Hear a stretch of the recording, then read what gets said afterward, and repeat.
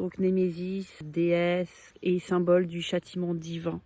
Concernant la mise en scène, magnifique, une création lumière sublime. Je pense notamment à cette reprise des stores italiens en bois qui couvrent et puis découvrent les musiciens en fond de scène. Différents panneaux qui tombent au fur et à mesure. La fin même d'ailleurs montre le narrateur. C'est une très belle surprise scénique. Et je dirais d'ailleurs enfin un comédien avec une très belle prestance sur scène. Un comédien qui nous happe. Petite parenthèse, vous allez voir pourquoi. Je suis ressortie de cette pièce en me posant la question, est-ce qu'un roman peut-il vraiment s'adapter sur scène? La réponse est évidemment que oui, mais alors pas comme ça. Pas comme ça, c'est une catastrophe. C'est lent, c'est long, c'est ennuyant. On se noie dans les détails, on veut, je pense, reprendre ce qui fait la saveur du roman, mais sur scène, il faut savoir faire des choix qui n'ont pas été faits, on s'embourbe, mais au secours, au secours. Cette pièce dure 2h45, mais c'est trop long. Enfin, en tout cas, ça peut ne pas être trop long quand on sait happer le public. Moi, là, je me suis ennuyée avec des envies là, de comédie musicale qui vont peut-être très bien avec l'esprit New York des années 30-40. Mais au secours, je me suis vraiment ennuyée. J'ai été extrêmement déçue.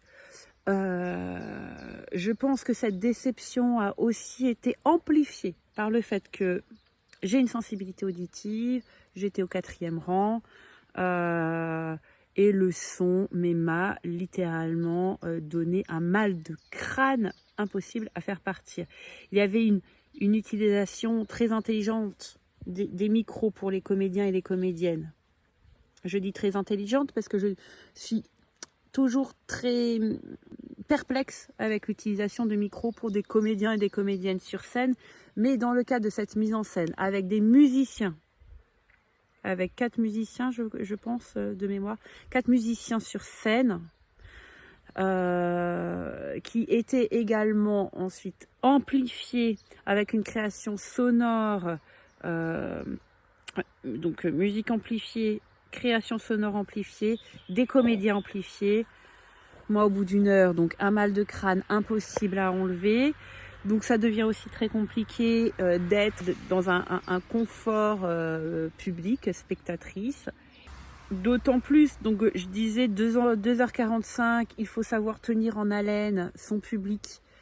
Le comédien qui interprétait Bucky Cantor, Alexandre Gonin, n'a pas réussi justement à me transporter, à me mener dans les tréfonds de l'âme de Bucky, à me faire saisir avec sensibilité toute la psychologie du personnage.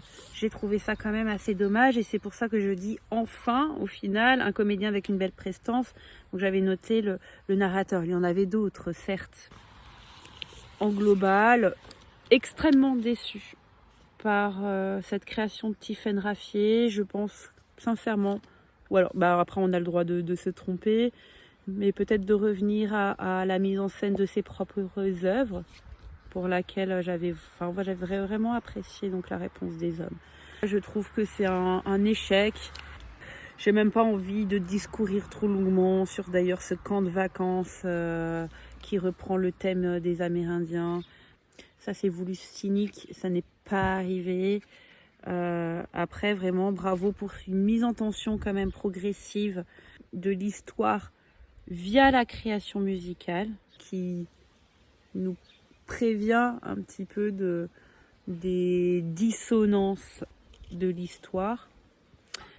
Une adaptation, c'est aussi pouvoir sélectionner et réussir à faire des coupures nettes. On aura une œuvre un peu plus percutante et rythmée.